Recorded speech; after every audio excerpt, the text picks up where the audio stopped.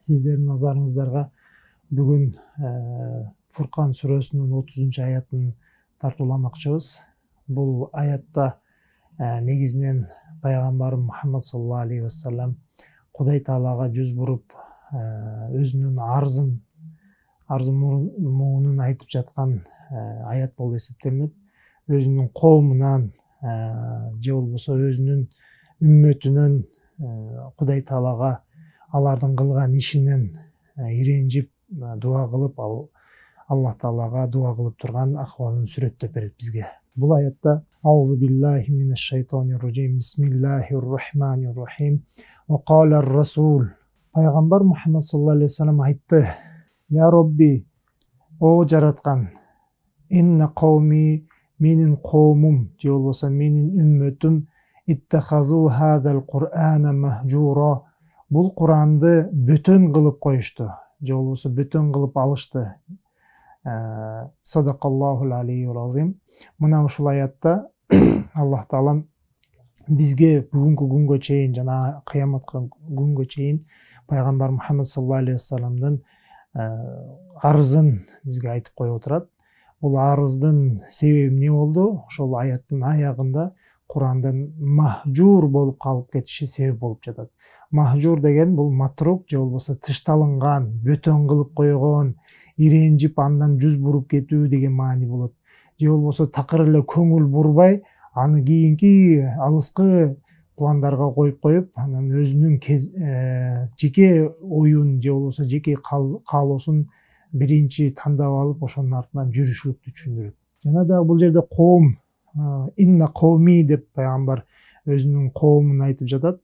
Бул же болбосо ошол Мекке эли, ошо коом дегенде Мекке эли, пайгамбар Мухаммад саллаллаху алейхи вассаламдын доорундагы Мекке эли тууралуу айтылып жатат.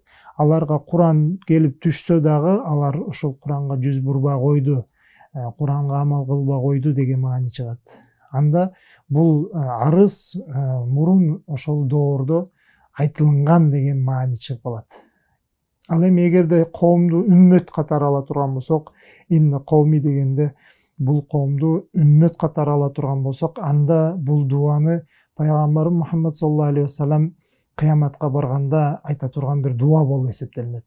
Ошол өзүнүн үммөтүнүн алардын ийгиликсиз болуп калган жана дагы ошо Курандан жүз буруп кеткен себебин Аллах Таалага кайрылып, алар ушундай Куранды бөтөн нерсе катары кабыл кылышты деген бир арызы болот.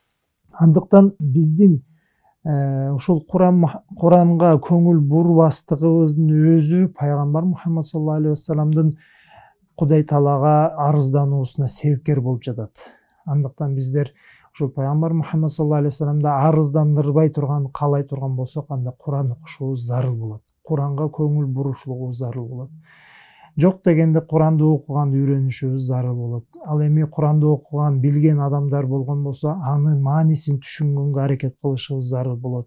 Ал эми кимде ким бул Куранды окуп билип, жана дагы маанисин түшүнгөн болсо, анда Курандын ичиндеги адал нерсени адал катары амал кылышыбыз керек болот. Жана дагы Куранда арам деген нерсени арам деп билишибиз, жана андан сактанышлыгыбыз зарыл болот. Жана дагы кимде ким бир 10 сүрө жаттап алган болсо, анда эртеңки күнү 11-чи сүрөнү жаттасын. Кимде ким Куранды толугу менен жаттап алган болсо, аны толук көтөрүп кеткенге аракет кылсын.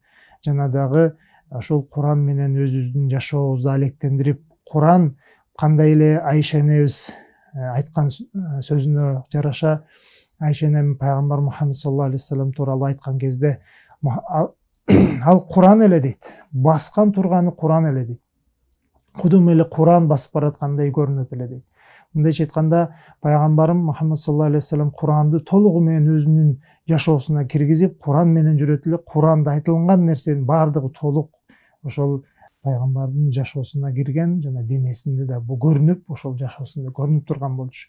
Ошондой кылып сүрөттөгөн себебинен биз дагы ошол канчалык күчүбүз барышынча бул Курандагы болгон өкүмдөргө амал кылышлыгыбыз зарыл. Эртеңки күнү ошол пайгамбарым мына менин коомум ушул Курандан жүз буруп кетти деген коомдун арасына кирбей турган болуп, балким ошонун тескерисинче мына булар болсо ушул Куранды амал кылып мисалга жүз бурган коом деп бизден ыраазы болгон жамааттан болойлук.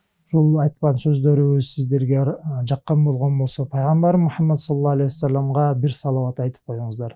Аллахумма салли аля Мухаммадин ва аля алихи ва сахбихи ажмаин ат-тахирин ат-таyyibin. Ассаламу алейкум ва рахматуллахи ва баракатуху.